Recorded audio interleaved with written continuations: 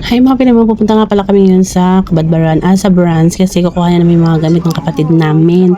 Iinga pala siya sa Kabadbaran at malilipat na siya sa Clubbers. So habang binabaybay namin ng highway papuntang Kabadbaran, nakita namin itong mga nagtitinda ng mga bula dito sa may Kitsaraw sa Lake Mainit. Kaya bumaba na rin kami at bumili at para may pasalubong na kami pa uwi. Bumili na rin kami ng chicharon na pijanga kasi masarap yun, yung laging pinapasalubong sa amin ng kapatid namin pag umuwi siya sa Cortez. Masarap yun, promise, pag kayo bumili dyan talagang mapapaulit-ulit kayo. Kadalasan sa mga bulad na tinitinda nila ay galing dito sa Mainit Lake. Dito kinukuha yung mga isda na ginagawang bulad. Chicharon na pijama. Ito yung chicharon na pijama, guys. Only here in Kuan. Makanalo ka na? Chicharon! Habang nasasakyan kami papuntang Kabadbaran, hindi namin pigilan na hindi kumain ng pijanga na chicharon kasi guys, ang sarap. Tapos ang sarap ng suka nila kasi may pa-free silang suka. Pwede kasing papakin yung pijanga chicharon, pwede ding may kanin, pwede ding wala, basta masarap siya. Kaya bago kami nakarating ng Kabadbaran ay busog na ang mga babae kasi panay kain habang nagmamarites. Mga kapatid ko nga pala yung mga nasa tabi ko, yung nakapula ay panganay namin, yung sa gitna bunso namin, ako yung pangalawa na sa gilid, yung panay kain.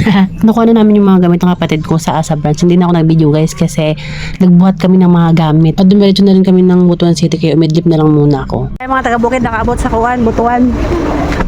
Dating namin ng isang butuan hanap agad kami ng pagkainan. Kaso lahat puno kasi tanghali na rin. Time to kain na. Kaya no choice, doon na lang kami sa Mang Inasal kasi unlimited rice doon at sakto may mga lalaki kaming kasama. At while naganda ng pagkain, pasimple naman tong pamangkin ko sa mama niya kaya hindi mapigilan, didi na lang. Pagkatapos namin kumain sa Mang Inasal, lumabas agad kami at pumunta kami ng Dunkin Donut kasi kailangan namin bumili ng pasalubong sa mga junakis ng kapatid ko.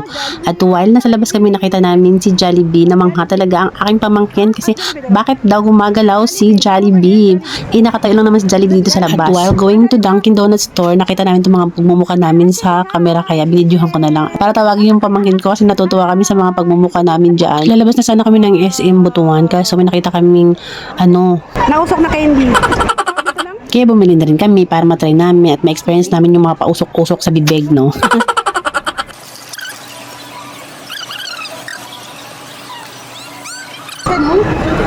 Okay. Bago na ka mong lizo. Adis Kamu tarakan? Sige na. Taguyop.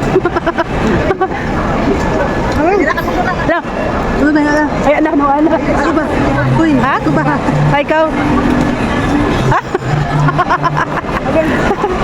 Ano ba?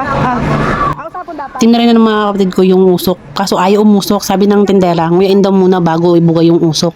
Kaso pagdating sa akin, may usok nga pero konti lang. Nakakatuwa ka mo. Para kami mga batang maliliit naglalaro ng candy umuusok.